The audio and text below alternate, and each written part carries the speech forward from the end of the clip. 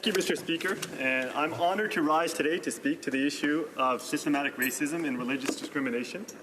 This conversation is vital to ensuring that all Canadians feel safe, welcome, and at home here in Canada. For me personally, racism and religious discrimination has been a part of my life since I was a young kid. Having grown up as a practicing Sikh who wears a turban, whose father wears a turban, whose friends wear turbans, the Sikh community and my family have always stood out for their identity. But just like my Jewish friends who wear the kippah or my Muslim friends who wear the hijab, we're all proud of our identities, but all recognize that our identities also make us easy targets. I vividly remember kids making fun of me because of my turban, or being bullied on the playground for being different. I remember being the subject of racist taunts as a young soccer player, or witnessing my dad being verbally abused shortly after 9/11. But that's not the Canada I know. Each instance of discrimination was rooted in mistrust, intolerance, and fear. Each instance was unacceptable then, is unacceptable now. I'm pleased to represent the second most diverse riding in the entire nation. Brampton East is home to 5 Sikh temples, 5 Sikh gurdwaras, 4 Hindu mandirs, 3 mosques, and 2 churches. It is the definition of diversity. When you walk around Brampton, you see diversity which the world knows Canada for.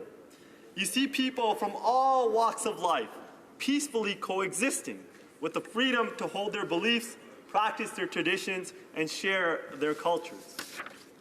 In their own way, each of them contributes to the fabric that forms our great nation.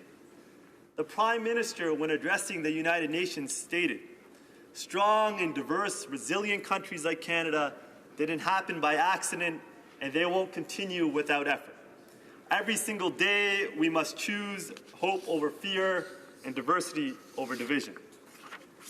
This government's policies over the last 16 months have been grounded in ensuring that diversity is our strength, that we are a welcoming and inclusive nation, that we are all treated as equals regardless of our race, religion, gender, sexual orientation, and economic status. However, there's a harsh reality we must face. Even in 2017, racism and religious discrimination are far too often common in Canada.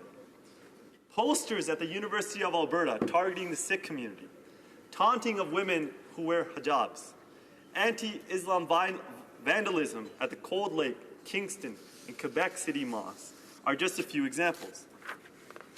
Mr. Speaker, if some of our fellow Canadian brothers and sisters are worried about being attacked, whether verbally or physically, because of their identity, that makes me feel like we're failing as a nation, because that is not the Canada I know, and we need to do better. Mr. Speaker, I forgot to mention that I will be splitting my time with the member from Edmonton Centre. The motion we have today before us is one that every member in the House has seen before. Just yesterday, motion M103, introduced by my good friend, the member of Mississauga Erin Mills on December 1st, 2016, was debated. These two motions have much in common. Firstly, they both recognize that there's an increasing climate of hate and fear in Canada. They both condemn all forms of systematic racism and religious discrimination. They both request that the Standing Committee on Heritage undertake a study on how the government could develop a whole-of-government approach to reducing or eliminating systematic racism and religious discrimination. Lastly, they both recognize that the Standing Committee should collect data to contextualize hate crime reports and to conduct what needs the proper community assessments at a local level.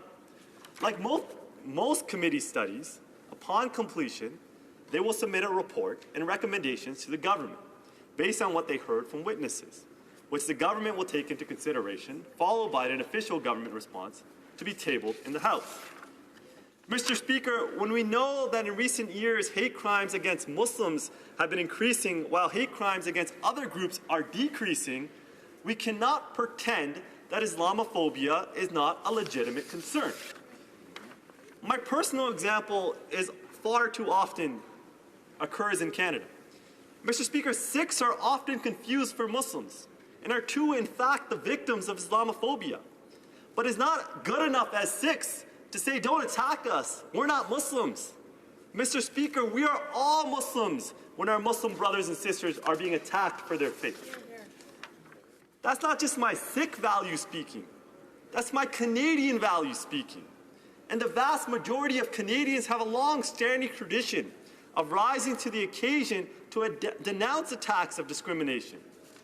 But that's what's built a great nation, because diversity, Mr. Speaker, requires effort. It requires us all to have the difficult conversations at our dinner tables about treating all people with respect and compassion, regardless of their faith, race, or culture.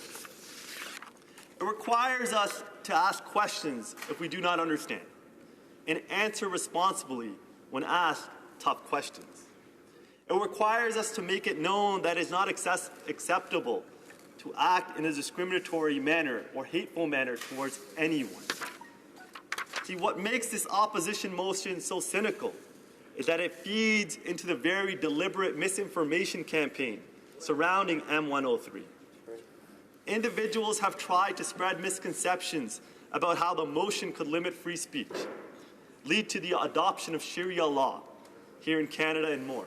I'd like to take a moment to clear up some of these misconceptions. M103 is not only about Islamophobia, but seeks to address all forms of systematic racism and religious discrimination. Motion M103 does not expand or change the criminal code in any way. Motion M103 is a motion and not a bill. As such, it is not legally binding. Mr. Speaker, we cannot address a problem when we refuse to call it by its name. We cannot overcome the challenges our communities face if we refuse to name the issue, understand the issue itself, and study the issue and propose solutions. That is the fundamental reason our democracy has been successful. I am pleased to be a seconder of the motion on 103. For this is not about you or I or all of us collectively. It's about improving the lives of a generation of Canadians until stories of racism, religious discrimination, and intolerance are rare occurrences. Mr. Speaker, I ran in 2015 to be the MP for Brampton East because I wanted future generations to have the same opportunity that I did. I wanted the sons and daughters of immigrants and all Canadians to have the opportunities to attend some of the best secondary institutions in this nation. I wanted them to start new companies. I wanted them to pursue careers as doctors, lawyers, and engineers. I wanted them to change the world. I want them to pursue public service. But, Mr. Speaker, what I don't want for them is to grow up in an atmosphere of hate, which breeds fear in our fellow Canadians. I want to be them proud of their identities. I want the saying to always be true, that I'm a proud Sikh, Muslim, Hindu, Jew, believer, non-believer.